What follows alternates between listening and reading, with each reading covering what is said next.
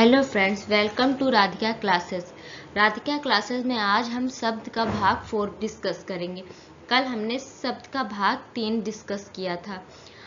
आगे बढ़ने से पहले आप मेरे चैनल को लाइक, सब्सक्राइब एंड शेयर करिए और हम आगे देखते हैं। इसमें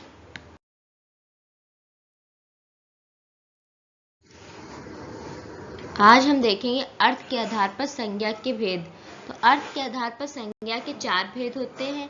एकार्थी, अनेकार्थी, समानार्थी यानी पर्यायवाची शब्द, विपरार्थी और विलोम शब्द। एकार्थी शब्द होते हैं जिन शब्दों का केवल एक ही अर्थ होता है, वे एकार्थी शब्द कहलाते हैं। व्यक्तिवाचक संज्ञा के शब्द इस कोटि में के शब्द होते हैं।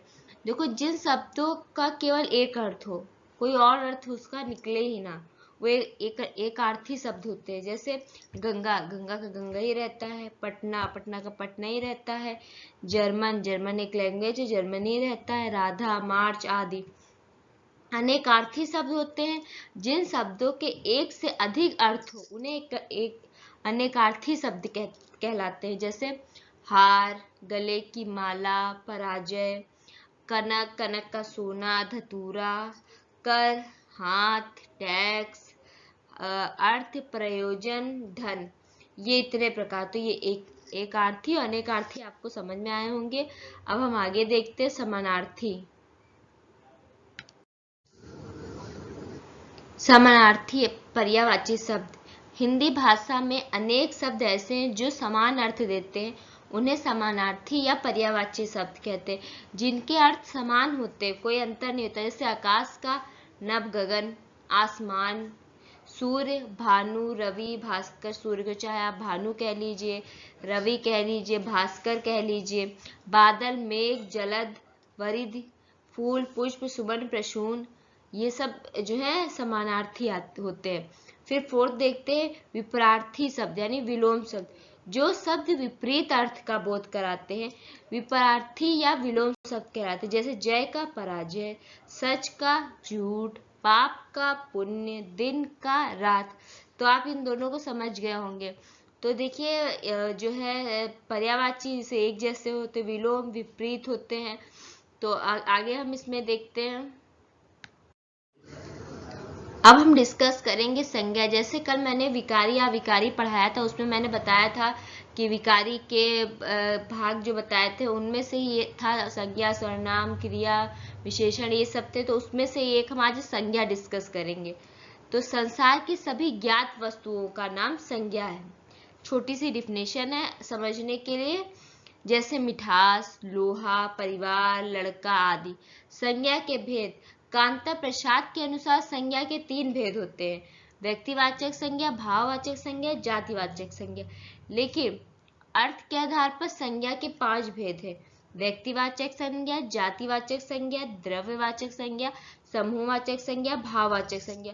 और देखिए, जो कांता प्रसाद के अनुसार पूछा गया, एक बार एग्जाम में पूछा जा चुका है। तब कई लोगों ने गलत करके 5 ही लगा दिया था, लेकिन इनके अनुसार 3 भेद होते हैं। आगे हम डिस्कस करेंगे व्यक्तिवाचक संज्ञा क्या है। व्यक्तिवाचक संज्ञा जिस संज्ञा शब्दों से किसी एक विशेष व्यक्ति, वस्तु, स्थान आदि का बोध होता है उसे व्यक्तिवाचक संज्ञा कहते हैं। जैसे संकल्प, आगरा, हिमालय आदि। देखिए, जिस संज्ञा शब्दों से किसी विशेष व्यक्ति, मतलब किसी एक विशेष व्यक्ति, जिसका मतलब सब जानते हैं, जैसे गांधी जी हुए।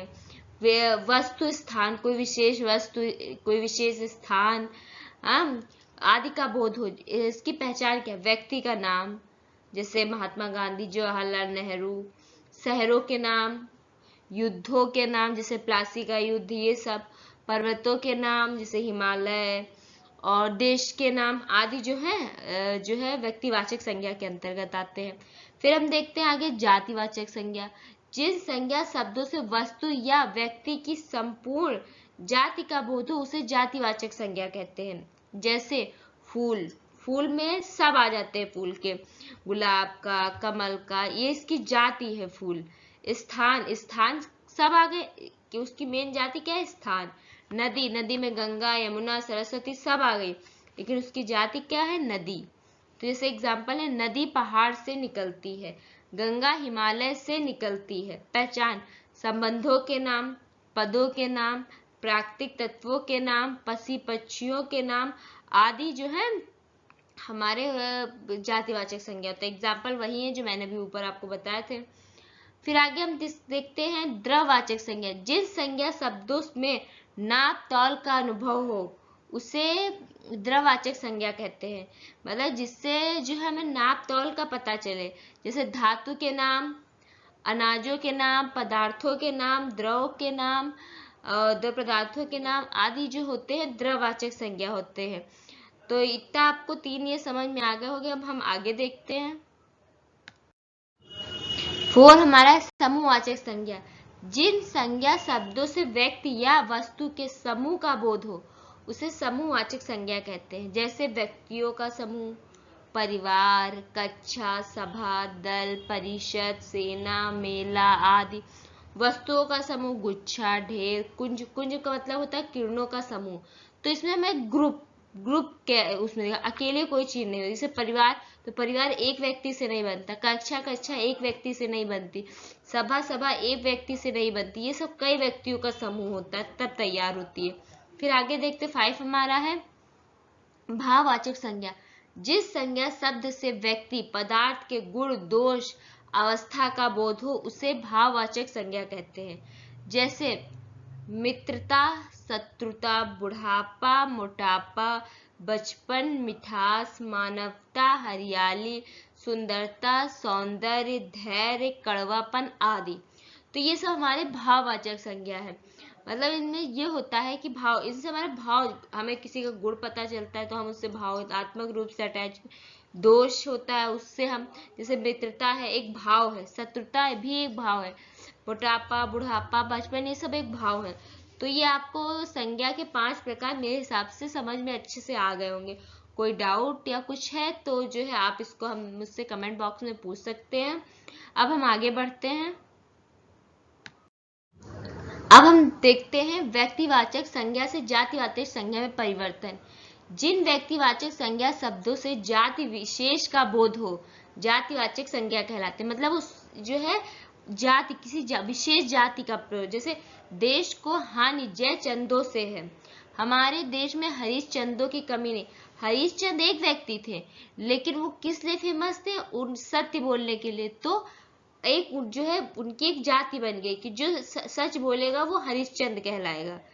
भारत में आज भी श्रवण कुमार पैदा होते। श्रवण कुमार थे जिन्होंने अपने माता पिता की सेवा की थी अच्छे से। तो अब क्या है, जो भी है इस तरह के काम करता है वो श्रवण कुमार की, उसकी जाति श्रवण कुमार के अकॉर्डिंग कर दी जाती है। समुद्रगुप्त को भारत का नेपोलियन कहा जाता है। तो ये आपको व्यक्तिवाचक संज्ञा से जातिवाचक संज्ञा में परिवर्तन मेरे हिसाब से समझ में आ गया होगा।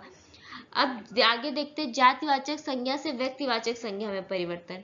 जिन जातिवाचक शब्द से व्यक्ति विशेष का बोध हो उसे व्यक्तिवाचक संज्ञा कहते हैं। जैसे पंडित जी देश के प्रथम प्रधानमंत्री थे। जिन जातिवाचक शब्द से व्यक्ति विशेष का बोध हो, मतलब किसी विशेष व्यक्ति का बोध हो, तो पंडित जी कोई नॉर्मल इंसान तो नहीं थे ना, विशेष। आचार्य जी हिंदी साहित्य का इतिहास लिखा था, इन्होंने विशेष थे।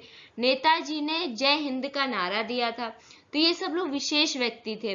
तो ये व्यक्ति थे। तो ये जाति नहीं, जातिवाचक से व्यक्तिवाचक में परिवर्तन हुआ। तो आपको इतना मेरे हिसाब से समझ में आया होगा। और कुछ अगर डाउट रह गया है या कुछ है तो आप मुझसे पूछ सकते हैं। और आप जो है वीडियो को शेयर, लाइक और सब्सक्राइब करें। और मैं आगे का जो है सरनाम वो मैं कल लेके आऊंगी नेक्स्ट पार्ट में। सब चैप्टर है थोड़ा बड़ा, लेकिन इसमें कई चैप्टर आपके जो है ऐड हो जाएंगे जो कंप्लीट हो जाएंगे। Thank you.